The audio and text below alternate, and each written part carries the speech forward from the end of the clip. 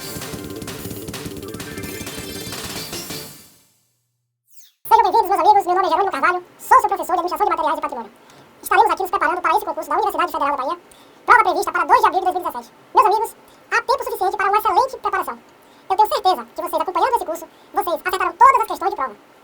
Primeiro, gostaria de frisar que no edital, eles não especificam todo o conteúdo programático. Eles não detalham o conteúdo programático. Eles definem noções de administração de material e patrimônio.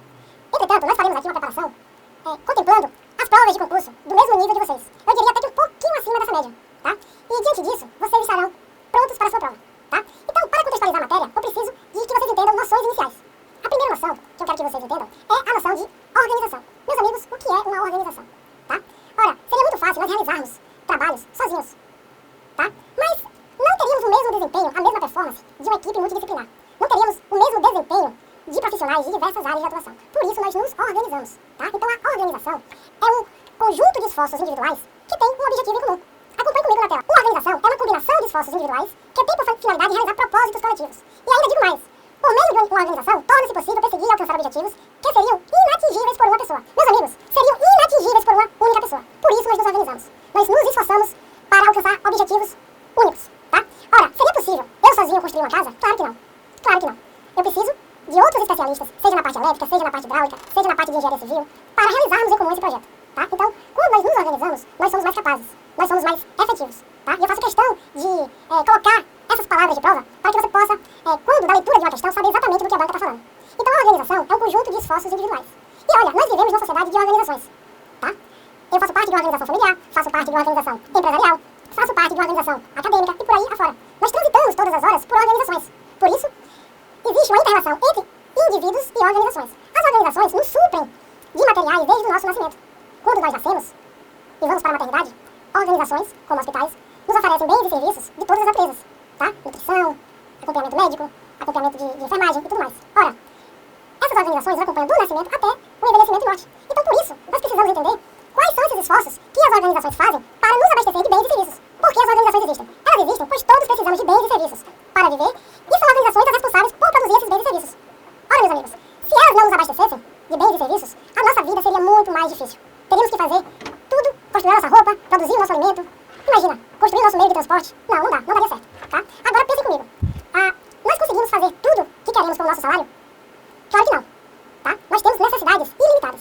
E os recursos, meus caros, os recursos, eles são limitados. Então, assim como os indivíduos, as organizações também precisam gerir os seus recursos, fazer a gestão de seus recursos. E daí que eu te apresento esse próximo slide, que entra justamente no ponto que eu quero chegar. Quais são os recursos que uma organização necessita para atingir seus objetivos? Ora, são vários. De regra geral, a teoria nos mostra cinco. Os recursos materiais, os financeiros, humanos, mercadológicos e administrativos. O foco da nossa aula, observem bem, são os recursos materiais. Se as empresas possuem recursos limitados, elas precisam fazer bem a gestão completa do que possuem. Por isso, a gestão de recursos materiais é um ponto de extrema importância para todas estas organizações, tá? Gerir bem os seus materiais é uma vantagem competitiva. E digo mais, tanto nas organizações privadas quanto nas públicas, precisa-se de boa gestão de recursos materiais. Ora, meus amigos, a gestão de recursos materiais é ponto de interesse dos gestores públicos no momento. Observe os noticiários, observe as manchetes de jornais. Nos preocupamos apenas com a corrupção? Não, nós nos preocupamos também com má gestão. A má gestão, talvez, cause mais prejuízo aos cofres públicos do que a própria corrupção, infelizmente. Quantas notícias vocês já ouviram de medicamentos encontrados em depósitos que perderam a validade? Várias vezes, né? Merenda escolar estragada e por aí afora.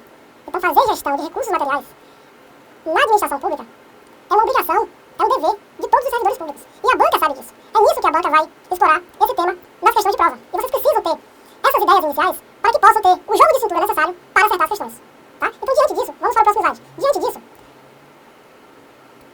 qual a definição de administração de materiais? Ora, é um conjunto de atividades, tá? Então veja que eu marquei aí conjunto de atividades, porque são várias atividades, e nós vamos pontuá-las uma por uma, para que você fique bem familiarizado com todas elas e quais atividades pertencem a cada setor, certo?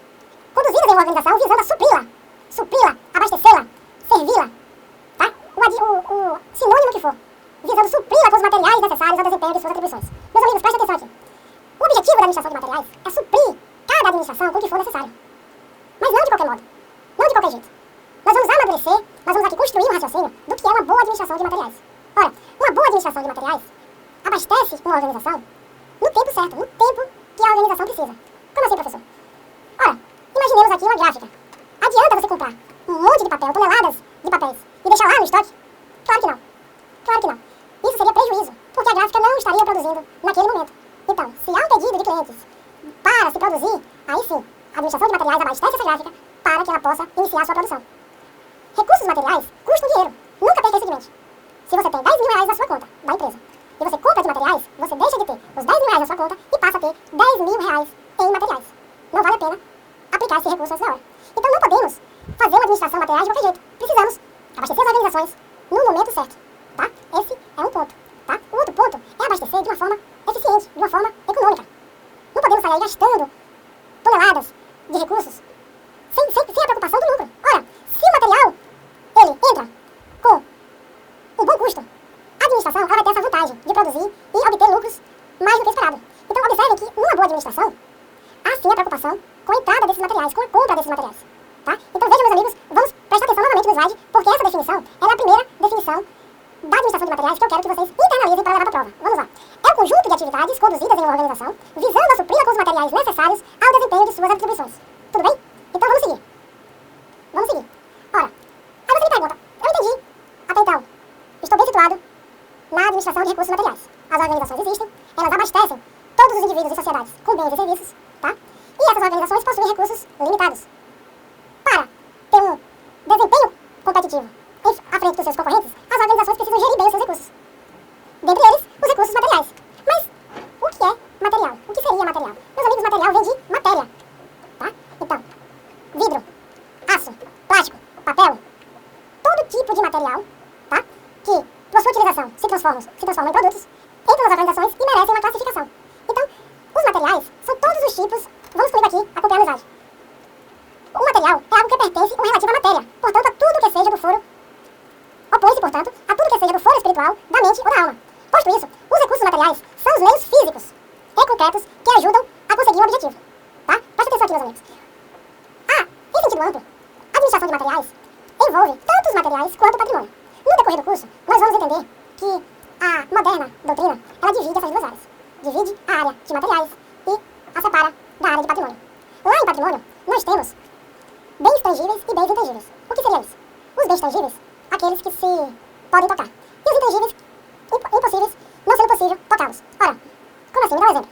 Veja bem, uma sede de uma empresa, um imóvel é um bem tangível, palpável, concreto.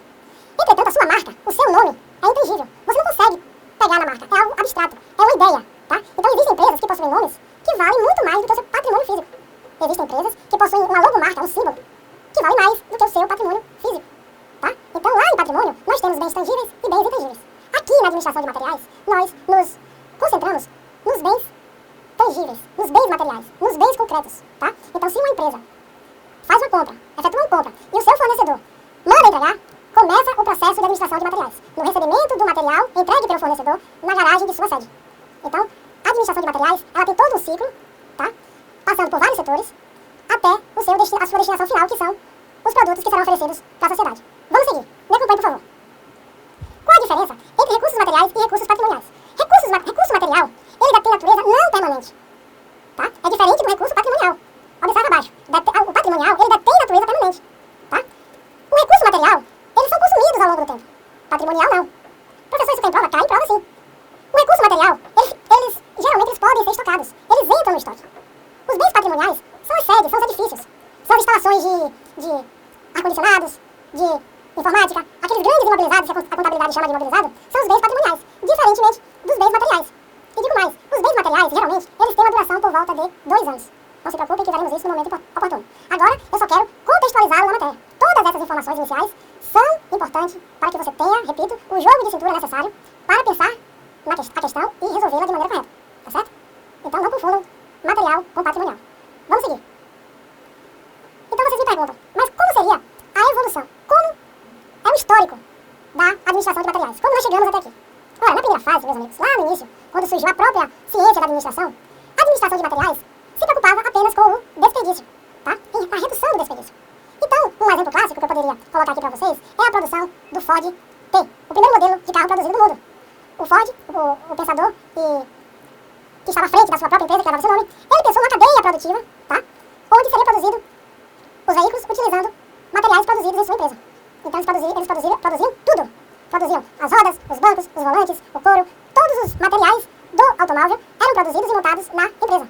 Ora, isso, de certa forma, foi interessante e uma revolução para a época, porque eles conseguiram reduzir a perda de material, a perda de tempo com fornecedores, em convencer os fornecedores a produzir os bens como eles queriam, tá? E eles se tornaram mais eficientes.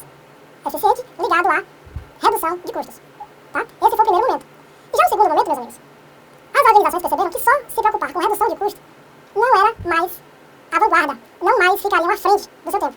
Eles precisavam ser eficazes. Então, os administradores de materiais da segunda fase se preocupavam em fornecer serviços, bens e serviços com qualidade. Então, ficou para trás a questão da redução de desperdício e as empresas começaram a se preocupar com a qualidade. Tá? Não bastava produzir serviços com bom custo, com bom preço. Precisava-se também produzir com qualidade. Entregar ao cliente aquilo que eles gostariam de receber. Vamos imaginar, por exemplo, celular.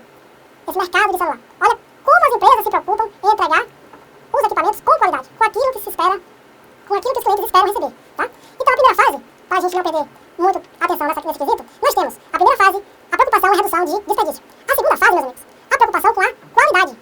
E a terceira fase, nós temos a preocupação com agradar de fato o consumidor.